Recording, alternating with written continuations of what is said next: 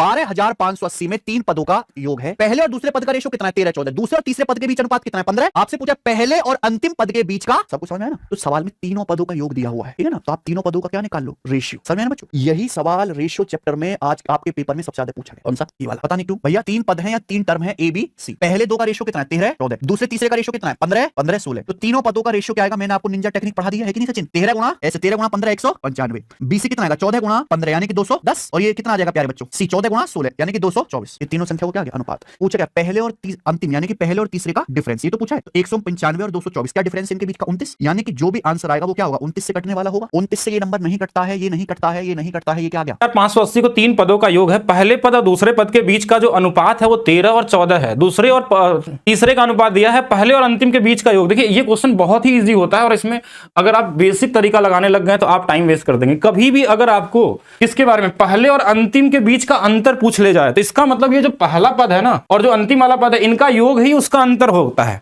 पहला और हमारे पास अंतिम वाला जो इनका योग जोड़ेंगे, देखिए 6 3 9 और 2 29 है। जो योग है ना वही अंतर के बराबर होता है। बोलेंगे कैसे? तो आप चेक करके देख लीजिए कोई भी नंबर लगा के।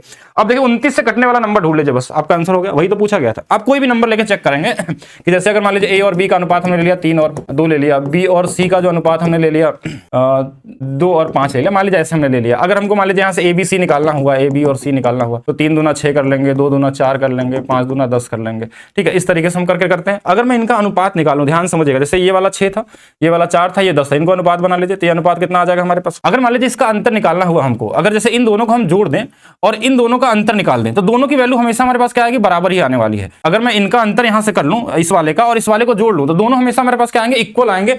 अगर ये को प्राइम होंगे, ध्यान से समझिएगा, यहाँ पे हमने क्या नंबर लिख दिया? कुछ कॉमन नंबर लिख दिया। अगर इन सभी में अलग अलग नंबर रखेंगे तो ये हमेशा हमारे पास डिफरेंस क्या आएगा? सेम ही मिलने वाला है। तो डायरेक्ट भी आप लगा सकते हैं किसी भी तरीके से, बाकी आप चाहें तो पूरा कैलकुलेशन भी कर सकते हैं।